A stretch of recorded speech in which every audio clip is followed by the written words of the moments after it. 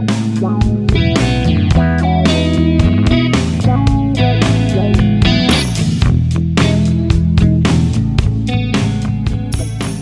वालेकुम जी, मैं आपका टीचर हसनैन अली हाज़िर है आप लोगों के सामने एक नए लेक्चर के साथ। तो हम चैप्टर नंबर 3 जो है क्लास 9 का जो सेट एंड फंक्शन जो है उसकी 3.2 एक्सरसाइज जो है उसको अटैम्प्ट कर रहे हैं।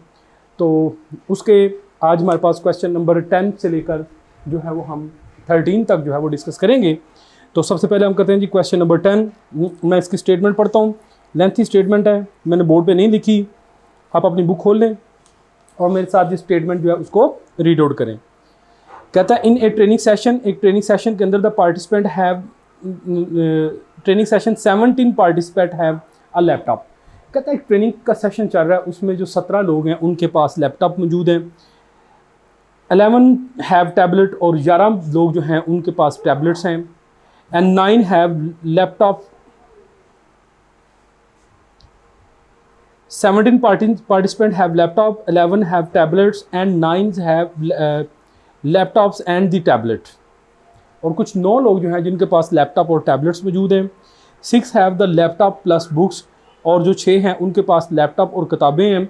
And the 4 have both tablets and the books, और कुछ 4 लोग जो हैं जिनके पास टैबलेट या फिर बुक्स हैं। 8 participants have all the 3 items। 8 participant के पास तीनों आइटम मौजूद हैं। Total number of the participants with the laptop, tablet and the book is 35। Total लोग जो हैं उनके पास हैं जी वो टोटल 35 है जिनके पास टैबलेट्स, बुक्स या फिर लैपटॉप मौजूद है। And how many participant have books, और कितने पार्टिसिपेंट्स हैं उनके पास जो वो बुक्स हैं। अब ज़रा इस क्वेश्चन को समझते हैं थोड़ा। ये क्वेश्चन क्या है, एक ट्रेनिंग सेशन है, उस ट्रेनिंग सेशन के अंदर टोटल पार्टिसिपेंट जो हैं वो 35 हैं, ठीक है। अब उन जो 35 पार्टिसिपेंट के पास 3 तरह का जो है वो हेल्पिंग मटेरियल है किसी भी चीज़ को रीड आउट करने के लिए, ठीक है। लैपटॉप, टैबलेट या फिर बुक्स, 3 मेन कैटेगरीज बन गई। अब कुछ लोग इस तरह के हैं जिनके पास 2 कैटेगरी का मटेरियल है, और कुछ पीपल इस तरह के हैं जिनके पास तीनों कैटेगरी का मटेरियल है। टोटल मेन कैटेगरीज हमारे पास 3 बन जाती हैं, ठीक है। अब कुछ लोग जो हैं उनके पास टैबलेट और लैपटॉप है।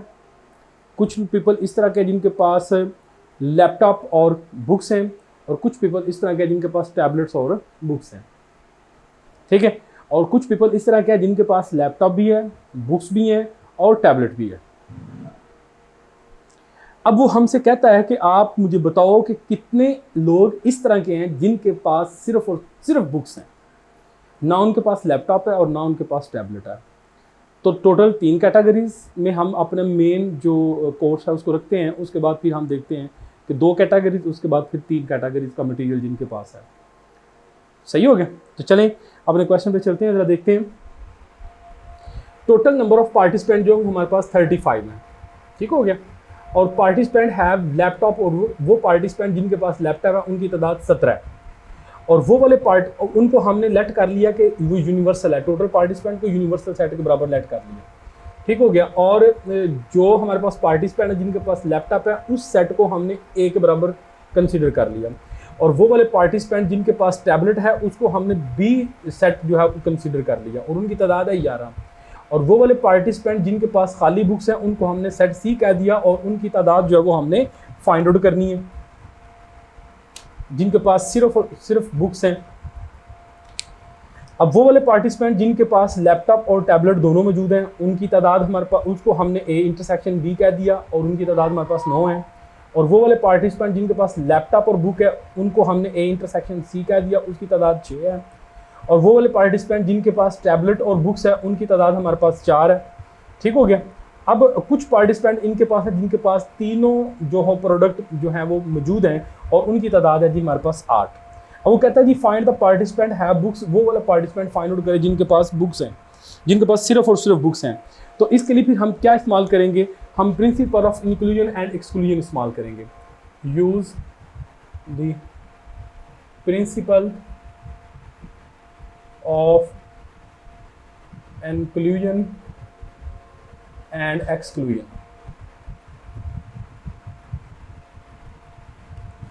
प्रिंसिपल इंक्लूजन एंड एक्सक्लूजन का प्रिंसिपल इस्तेमाल करेंगे, और इंक्लूजन एंड एक्सक्लूजन का प्रिंसिपल क्या कहता है? Cardinality of A union B union C is equal to cardinality of A plus cardinality of B plus cardinality of C minus cardinality of A intersection B minus cardinality of A intersection C minus cardinality of B intersection C plus cardinality of A intersection B intersection C। अब इसमें हम value put करते हैं, और यहाँ से हमने हमारा टारगेट क्या है? यहाँ से हमारा टारगेट है यहाँ से cardinality of C find out करना। ये वाली टर्म यहाँ जो हमने फाइंड आउट करनी है जी, और बाकी जो है हमारे पास वैल्यूज़ गिवन है वो हम अपनी रिक्वायर्ड जो है वो फॉर्म उसके अंदर बना लेते हैं इसको। तो इसकी cardinality of A union B union C जो हमारे पास है जी 35, कार्डिनलिटी ऑफ ए हमारे पास है जी 17, कार्डिनलिटी ऑफ बी हमारे पास है जी 11, और कार्डिनलिटी ऑफ सी हमने फाइंड आउट करना है, minus cardinality of A intersection B जो है वो हमारे पास है जी 9, minus cardinality of A intersection C is equal to 6, minus cardinality of B intersection C is equal to 4,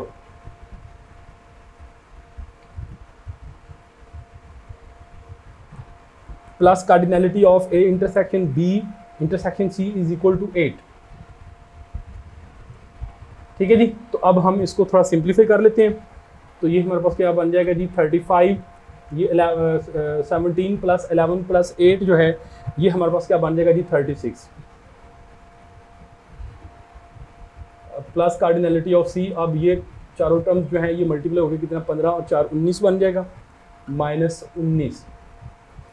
ठीक हो गया। अब 35 और 36 माइनस 19 प्लस कार्डिनलिटी ऑफ सी, तो ये हमारे पास कितना बन जाएगा 17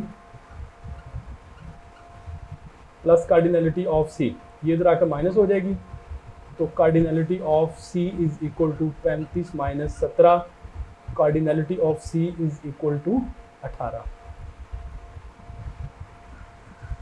ठीक है। The people participant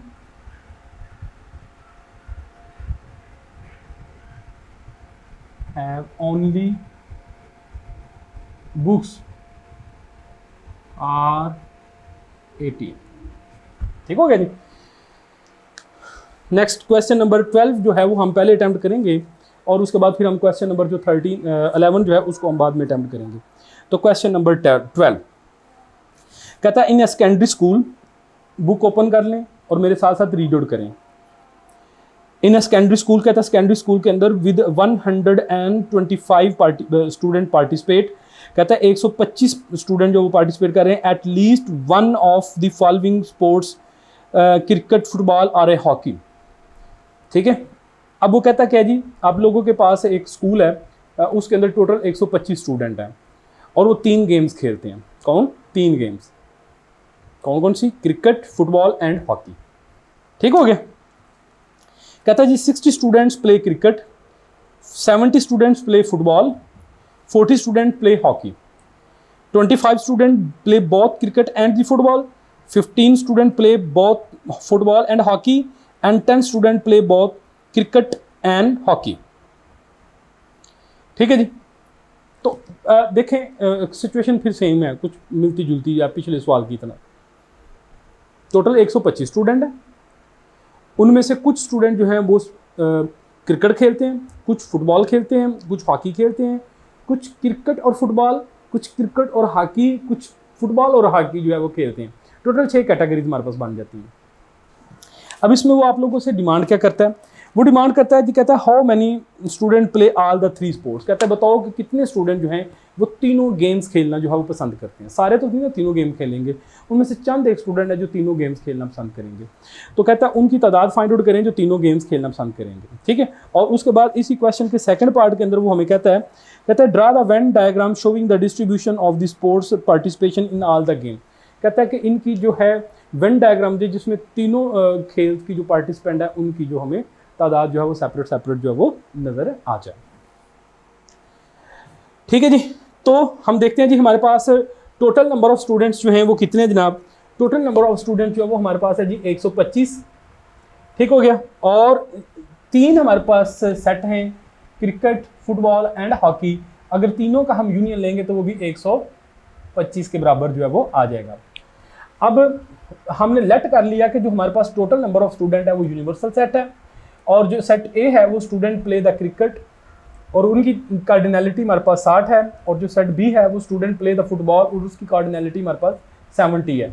and C set the student play the hockey, उनकी कार्डिनलिटी हमारे पास 40 है। एंड ए कुछ स्टूडेंट इस तरह के हैं जो क्रिकेट और फुटबॉल इकट्ठा खेलते हैं, उसको हमने ए इंटरसेक्शन बी कह दिया और उसकी कार्डिनलिटी हमारे पास आ जाती है जी 25।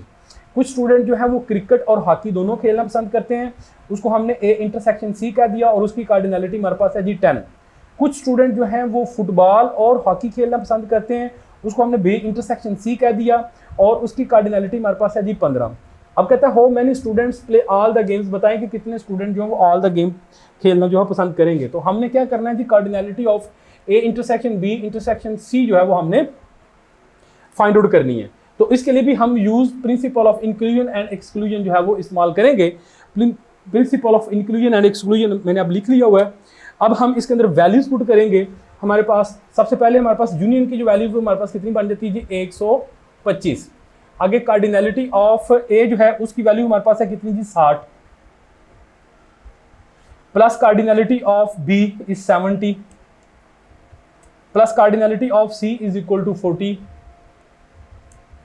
Cardinality of B intersection C is equal to -25 आ जाएगा, -10 आ जाएगा और -15 आ जाएगा, -10 एंड -15, और प्लस जी कार्डिनलिटी जो है वो आपने फाइंड आउट करनी है A intersection B intersection C जो है इसकी। अब ये देखेंगे 60 + 70 + 40 जो है, अगर हम इनको ऐड करते हैं तो ये मतलब बन जाएगा 170। और ये जो तीनों टर्म्स हैं जब हम इनको हल करते हैं तो ये -50 बन जाएगा, और plus cardinality of A intersection B intersection C जो है ये आपने फाइंड आउट करनी है। तो ये 125 बराबर कितना बन जाएगा 120, plus cardinality of A intersection B intersection C 120 इधर आके माइनस हो जाएगा, 125 - 120 is equal to cardinality of A intersection B intersection C जो है, तो ये कितना बन जाएगा जी A intersection B intersection C is equal to 5। तो टोटल 5 स्टूडेंट्स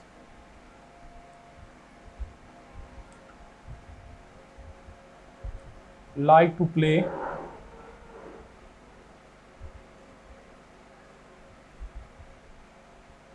all 3 games। ठीक हो गया। तो 5 स्टूडेंट इस तरह के हमारे पास जो तीनों गेम जो है वो खेलना पसंद करते हैं। अब तो देखिए जी हमारे पास जो वेन डायग्राम है हम जरा उसकी बात करते हैं। टोटल हमारे पास है जी 125 स्टूडेंट। अब इनमें से सबसे पहले तो हम देखते हैं कि हमारे पास जितने स्टूडेंट जो हैं जो तीनों गेम खेलना पसंद करते हैं, इट इज़ दैट रीजन। इसमें देखिए जी इसका शेयर भी है, उसका शेयर भी है और उसका शेयर भी है, and it is equal to the 5। ठीक हो गया। अब जरा देखें जी ये वाला रीजन देखिए जी, ये वाला और ये वाला, ये बन जाता है जी, बल्कि हम इसको कहते हैं जी सेट, ये हमारे पास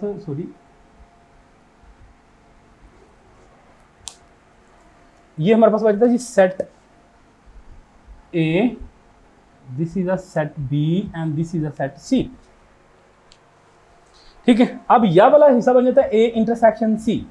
तो ए इंटरसेक्शन सी की जो है आप ए इंटरसेक्शन बी जो है वो हमारे पास कितने हैं जी 25।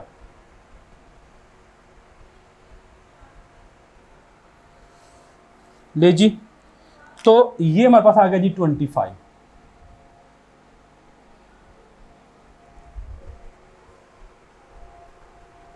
अब ये वाला जो हिस्सा ये क्या बन जाता है A intersection C. A intersect ये वाला, that is the A intersection C. अच्छा इसमें ना ये 20 बनेगा क्योंकि 5 ऑलरेडी इन दिस रीजन। अब ये वाला जो हमारे पास है ये कितना बन जाएगा जी, ये ए इंटरसेक्शन सी, ये हमारे पास 10 है, 5 ऑलरेडी इस रीजन है तो 5 यहां पर आ जाएंगे। सही हो गया।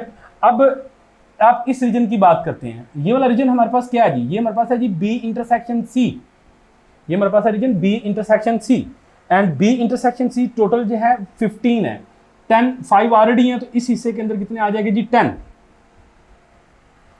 अब इस रीजन के अंदर देखें जी 5 5 और 20 टोटल हो गए 30, और ए सबसेट जो था, ए सेट जो था उसकी टोटल जो थी वैल्यू 60 थी, 30 ऑलरेडी हमने लिख चुके हैं और 30 ये हमारे पास बच जाएंगे।